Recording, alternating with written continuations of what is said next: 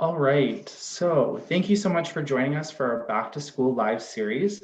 My name is Austin and my pronouns are he, him, and I'm a public health nurse at Niagara Region Public Health.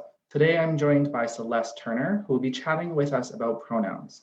If you have any questions throughout the presentation, you can put them in the chat at any time and we'll share them with Celeste at the end of the presentation. All right.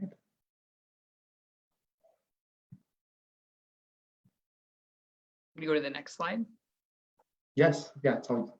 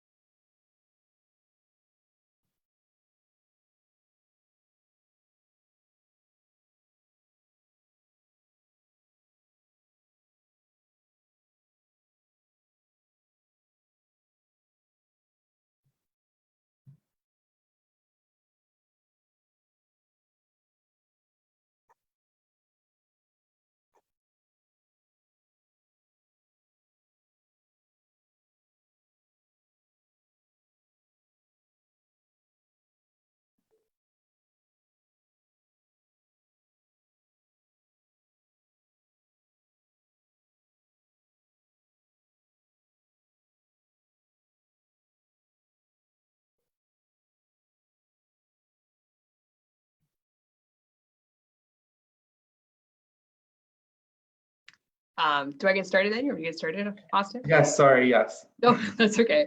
Awesome. Well, thank you folks so much for having me again, Niagara Parents. It's an honor. So yeah, today we're going to talk about pronouns. And if you're already like, what is that? That's okay. So we'll get to it in a second. But why exactly are we talking about pronouns? So pronouns are the words that we use when we don't use someone's name. And so I use they, them pronouns. Austin told us, or I can see in Austin's thing that he uses he, him pronouns. And so why is this important to talk about? It's important to talk about because everyone has the right to be seen and acknowledged the way that they need to be seen and acknowledged. So really to make sure that we're addressing people appropriately. It's also important to talk about because we want to avoid misgendering folks, which really is using the wrong pronouns for someone. This can be really upsetting and really, if you think about something that, you know, as a one-off, being misgendered might not be a big deal, but this is something that can happen constantly or over and over and over again for some folks, and that can really take a toll on folks in general, especially when I think about youth and especially when I think about mental health. So very important to avoid that. And from a Niagara Parents perspective, have you ever talked to your kid about pronouns, about what pronouns maybe do they use, what pronouns are their friends using, do they have classmates, and just really confirming even what their pronouns are, and knowing how to refer to their friends and classmates appropriately when needed. And like I kind of said in the beginning, this may be new. You might already be like, I'm lost. I don't know what you're talking about. And that's totally okay. So we're going to dive into more of that. So pronouns, this is our friend the gender elephant, which we talked about a few weeks ago. If you've missed that, I think you can go back on the Niagara Parents page and watch that video as well if you want to jump back and see the whole gender elephant diagram. But pronouns, I like to refer to them as personal pronouns because they're what someone uses personally. You may have heard this referred to as like preferred pronouns, and I'm trying to shift my language in a way that it's not really a preference, right? To me, that's like saying, you know, I would prefer if my dentist would wear gloves when I go for my dental visit. I'm like, ew, no, it's a very small ask of my dentist to wear gloves, right? And that's really what pronouns are. And if that didn't happen, I'd be very uncomfortable, which similar with pronouns is that if we're not using the right pronouns, it can make someone very uncomfortable. So I'm trying to shift the language for myself personally and even out in the community that it's not a preference, it's just a small ask, right? And so calling them personal pronouns instead. So pronouns, like I said in the beginning, it's what we use if we don't use someone's name. Pronoun, literally defined, is a word that substitutes for a noun. And a noun we know is a person, a place, or a thing. So person includes names. So a word that substitutes a noun, what word do I use if I don't use your name. It's very simple. It's not nearly as complicated as it might seem. So here are a bunch of pronouns. Here are examples of pronouns. And if you're like, oh my goodness, that's way more pronouns than I ever thought existed, that's okay. And we're going to talk about how you know what pronouns to use. So don't worry about that. If you're already feeling like, well, how do I know if like somebody looks a certain way, or if they use these pronouns, or what's going on? That's not your job. You don't have to be able to figure out someone's pronouns. I'm going to tell you how to know someone's pronouns, and you'll be a pro at pronouns. So here's an example of a bunch of them. Along the top, we have ones that fit society's gender binary, she, her, and hers, he, him, and his. And then we have gender neutral pronouns. So we have they, them, and theirs with the asterisk, which is that they're used in a singular way, which I'll talk more about in a moment. And then there are more pronouns. These are often referred to as neo-pronouns. And again, don't panic if you're like, what do you mean there's more? How do I know how to use them? That's okay. We're going to talk about all of that. But before I do, I have a little story to share. So yesterday, I found a wallet on the ground at Walmart. I took it to a cashier, and together we tracked down the owner. They were so happy that I returned their wallet that they tried to offering me cash. Of course, I refused because it's not their fault that they lost their wallet. I was just glad to help return it to them. Anyways, moral of the story is you do understand using they, them pronouns when referring to a singular person. So we're actually really good at this. We do this all the time. Is use they, them pronouns in a singular way. So isn't it plural? Absolutely, they, them is plural, but also no, it's also singular. And it's been found to be used as singular in the English language over thousands of years. I've given this presentation. We did the math a couple of weeks ago. I've presented to 1,000 people in the year of 2021 so far today. And twice I've had someone say, Celeste, I'm an English teacher. That doesn't make sense. I don't understand. And then I say this, well, it's actually been used in a singular way in the English language over thousands of years. And both English teachers were like, yeah, like in this book, or yeah, like in this example. Like, yeah, you're the English teacher. You would know better than I would. But on the note of English teachers, it's definitely not been taught in any traditional sense of education, unless you're like a really woke English teacher right now teaching, I don't know, grade 3 English. It's not happening. Folks aren't being taught about using they, them in a singular way. And so that's why I think it can be a bit of a challenge or a bit of a learning curve for some folks. That's not a bad thing. It just kind of is what it is. And all we can do is learn and grow and practice. And so another thing to note is that often they, them pronouns are used by folks who have a gender identity that's outside of the gender binary. And again, if you don't know what I'm talking about, then flip back and watch the video from a couple of weeks ago with the gender elephant.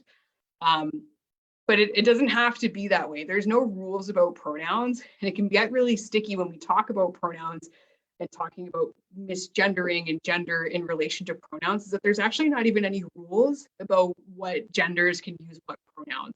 There aren't any rules. We're not talking about genders using pronouns, we're talking about people using pronouns, and that's what's important to remember.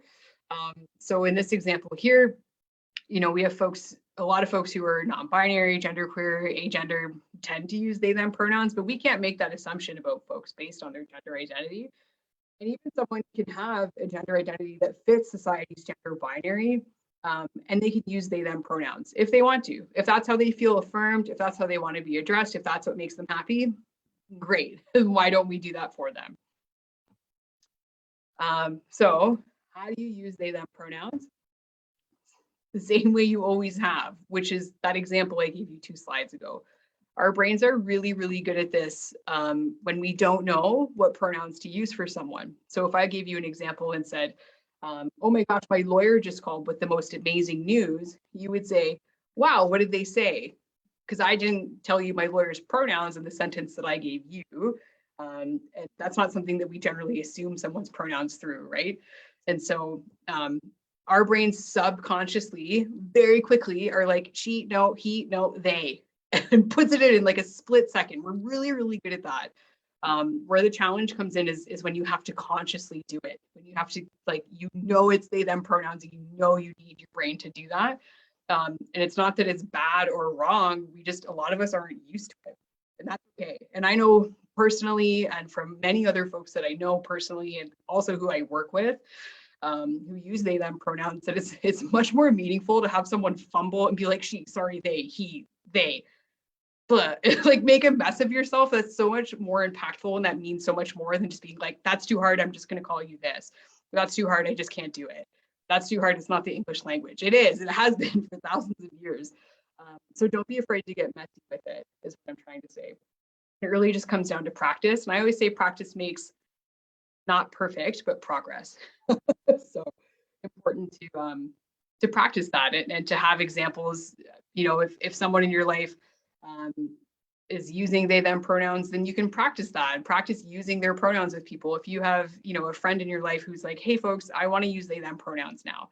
You can practice with your friends talking and using they, them pronouns, and it will help it be more natural for your brain and your mouth to function that way and to be able to speak that way.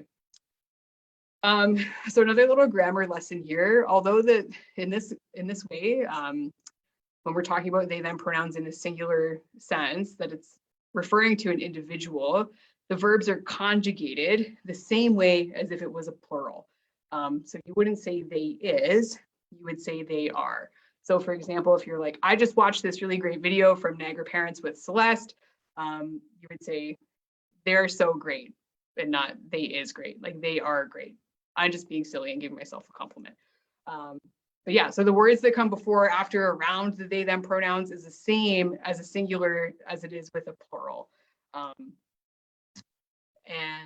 like I said already, you use them the same way as if you didn't know someone's gender. And again, like I said, we can't assume someone's pronouns based on their gender, but we've been brought up in a society that teaches us to do that, right? And so we're like, oh, this is your gender, this is what you look like, so these must be your pronouns.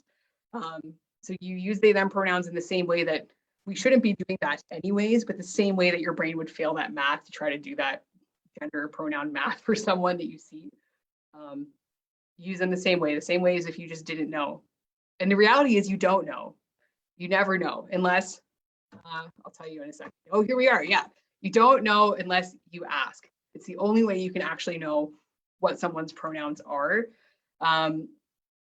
And some folks get really worried about this. They're like, what do you mean I have to ask people their pronouns? Aren't they going to be offended? Aren't people going to be upset? I've asked probably thousands of people their pronouns by now. I personally have never had a bad experience. I've had really great experiences. I've had youth multiple times now. I've had youth cry when I ask their pronouns because nobody's ever asked them their pronouns before.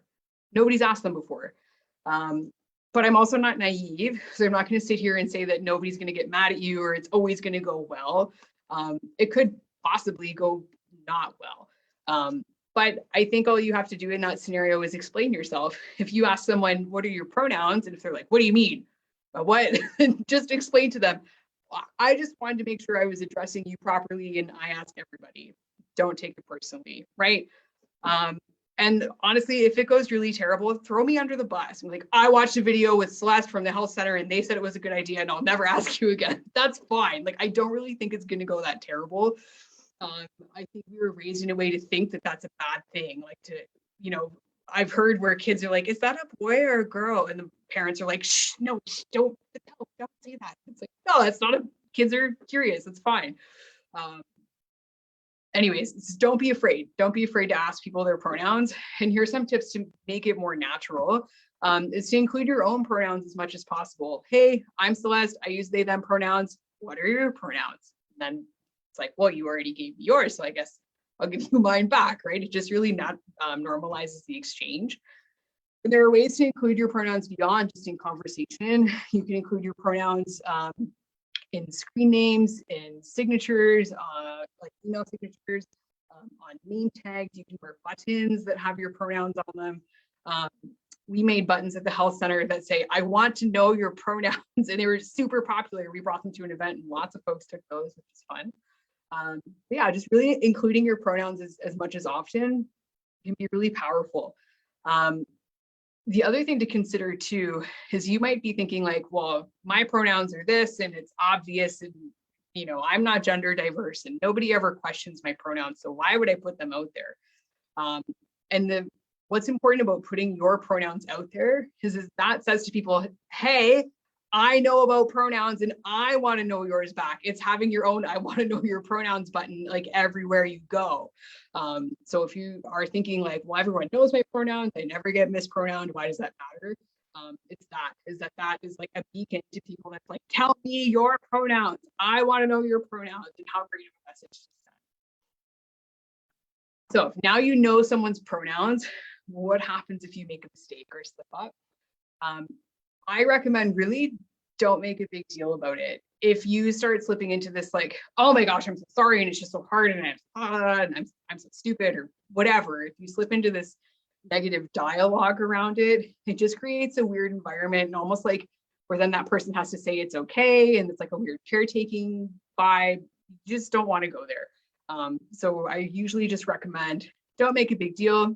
Correct yourself though, say it and be like, oh, yep, I meant this, thanks. And just move on.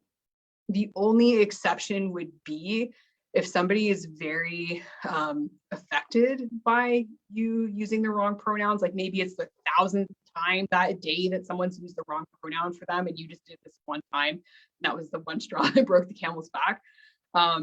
You might have to match your response to their response. So if someone is very upset about you using the wrong pronoun, you might have to elevate what you're saying to an extent too, right? And just really explain yourself. It wasn't intentional. Don't mean to be harmful. I'm still learning. I'm going to keep making an effort. Thank you for being patient with me. Whatever that is. But otherwise, I would say try not to make a big deal about it. Unless that person's very upset about it, then you might also have to dive into it more. If someone's very upset, don't just not make a big deal. Be like, oh, sorry, and move on if they're upset. Oh yes, here we go. If someone is very upset, your response should match theirs. So a couple more tips then about pronouns. And this is the biggest one. Don't make assumptions. That's our biggest downfall, is that our brains are logical. We like to make sense of things. We like to problem solve. But a lot of times this doesn't serve us when it comes to pronouns, that we can't make assumptions. You very well have assumed people's pronouns your whole life for a long time. And like most of the time, it's probably been fine. But some of the time, it's not fine, and that's enough of the time for it to not be fine, right? And so that's why it's important to not make assumptions and have conversations and have opportunities to exchange pronouns to make sure that we're acknowledging and addressing each other appropriately. Neutralizing language as much as possible. So pronouns are one thing, but we very much are in a society that's cis heteronormative, meaning that everyone is cisgender and or heterosexual until proven otherwise. And so through our language, we can also make assumptions about gender without meaning to, right? If you ask someone, do you have a boyfriend or do you have a husband? Instead of just saying, do you have a partner or whatever, right? Like you might assume that person's orientation a certain way or their gender a certain way, just through the language that we use. I'm making this very simple. Like there are thousands of examples of ways that we can be neutralizing language, and just something to consider, like, is the way that I speak or the questions I'm asking, making assumptions in doing that. My partner and I often, like, if we say we're like driving and we see someone with a cute dog, because that happens all the time, we're like, dog, and like frantically pointing while we drive. So say we see someone with a dog, we won't be like, wow, look at his dog. We're always like, look at their dog, look at that person's dog. Like, even though that person's never going to know that we talked about them and their dog from a distance, we still won't put that assumption on them. Another piece is be careful about confidentiality, disclosure, and outing. So quote unquote outing. Something to be very, very mindful of is that if someone discloses to you, it could be their pronouns, it could be their gender identity, it could be their sexual and or romantic orientation. If someone discloses that to you, you need to be very clear about, and who else knows about this, and who else is it okay to know about this. So for example, if say your kid has a friend over and you're like, hey, I watched this video about pronouns today, let's talk about pronouns. And your child's friend says, I actually use he, him pronouns, or whatever, pronouns that you didn't realize they used.